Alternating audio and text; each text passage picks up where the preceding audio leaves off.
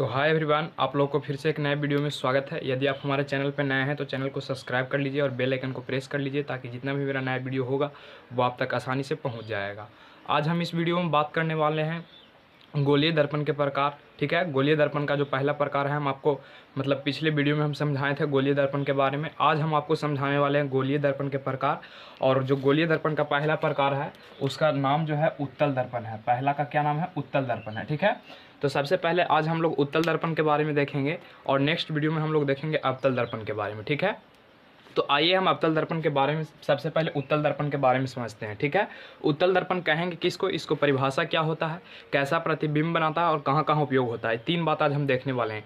पहला क्या देखेंगे, इसका परिभाषा देखेंगे। दूसरा क्या देखेंगे, इसका उपयोग कहाँ कहाँ है। और तीसरा क्या देखेंगे, तो इसका प्रतिबिंब ये कैसा प्रतिबिंब बनाता है। ठीक है, तो चलिए आइए यहाँ पे सबसे पहले यदि हम परिभाषा की बात करें तो यहाँ पे आप देख रहे होंगे ये परिभाषा इसका है। ठीक है, परिभाषा है। तो परिभाषा में क्या कहता है कि वैसा दर्पण जिसका परावर्तक सतह ऊपर की ओर हो। वैसा दर्पण जिसका परावर्तक सतह ऊपर की ओर हो। ऊपर की ओर यहाँ पे आप ये भी बोल सकते हैं कि उठा हुआ हो। ठीक है, तो यहाँ पे हम बोल सकते हैं कि वैसा दर्पण जिसका परावर्तक सतह ऊपर की ओर हो उसे कौन सा दर्पण कहेंगे, तो उत्तल दर्पण कहेंगे। ठीक है, अब यहाँ पे हम बात करें तो उत्तल दर्पण की यदि यहाँ पे हम आकृति आप देख सकते हैं कि उत्तल दर्पण की आकृति किस प्रकार से है। यहाँ जो इसका जो है अंदर से रंगा हुआ रहेगा और ऊपर से जो कोई भी प्रकाश के किरण आएगा। ठीक है, ये आप जो देख रहे हैं क्या है, तो प्रकाश के किरण है। ठीक है, यानी ऊपर से आएगा और ऊपर से ही टकरा कर क्या हो जाएगा, वापस हो जाएगा। क्यों इससे वापस वैसे होगा, क्योंकि इसका जो परावर्तक सतह है उठा हुआ है और अवतल दर्पण का डिफिनेशन कहता है कि उसका परावर्तक सतह धंसा हुआ रहेगा। ठीक है,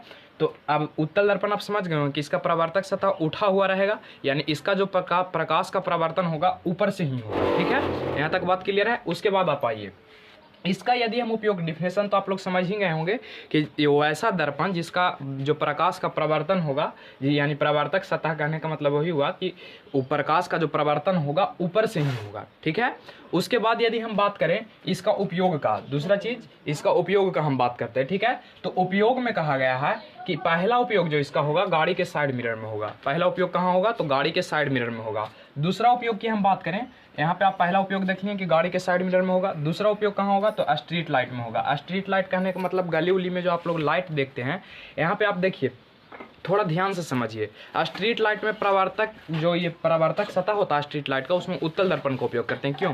क्योंकि उत्तल दर्पण को ना, यहाँ पे आप याद रख लीजिएगा एक बात को, उत्तल दर्पण को हम अपसारी दर्पण कहते हैं। अपसारी दर्पण, अपसारी दर्पण भी कहते हैं। ये बात आप एकदम कन्फर्म याद कर लीजिएगा, एग्जाम में आपसे यहाँ ऑब्जेक्टिव पूछता है। अब अपसारी अभिसारी हम सबसे पहले वाला वीडियो फिजिक्स के जिसमें हम लाए थे उसमें आपको हम समझाए थे कि अपसारी कहने का मतलब क्या हुआ, तो जो प्रकाश के किरण को फैलाएगा। जैसे गली उली में लाइट लगा हुआ रहता है, तो गली में लाइट रहता है तो प्रकाश एक ही जगह पे पड़ता है, नहीं पड़ता है, सारा वो चारों तरफ फैल के पड़ता है। इसीलिए उसमें उत्तल दर्पण का उपयोग करते हैं। क्यों करते हैं? क्योंकि प्रकाश को क्या करता है, चारों तरफ फैला देता है। ठीक है, तो इसीलिए उत्तल दर्पण को अपसारी दर्पण भी हम बोलते हैं।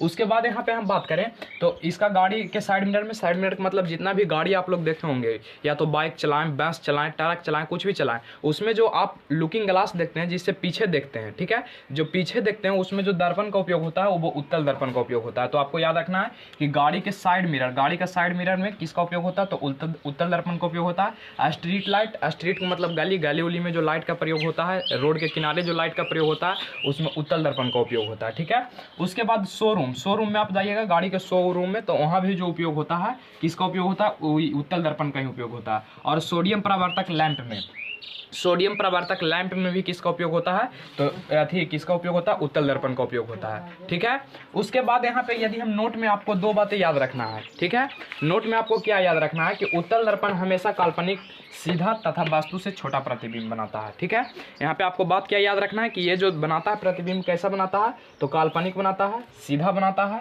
और कैसा बनाता है, तो वास्तु से छोटा बनाता है। ये अब उत्तल दर्पण की खासियत था और इसको आप माइंड में याद कर लीजिएगा। ये भी आपको एग्जाम में ऑब्जेक्टिव में आएगा कि उत्तल दर्पण को कौन सा दर्पण कहते हैं, तो उत्तल दर्पण को अपसारी दर्पण कहते हैं। और इससे रिलेटेड ये भी आएगा, ये नोट में जो हम लिखाए हैं कि उत्तल दर्पण हमेशा काल्पनिक, ठीक है, काल्पनिक प्रतिबिंब हमेशा सीधा होता है और क्या होता है, तो छोटा होता है। तो इतना बात आपको उत्तल दर्पण से रिलेटेड याद रखना है। उसके बाद हम बात करेंगे अवतल दर्पण में। ठीक है, तो इसका एक आप स्क्रीनशॉट कर लीजिए। मिलते हैं नेक्स्ट वीडियो में और वहाँ पे हम आपको बताएंगे अवतल दर्पण के बारे में।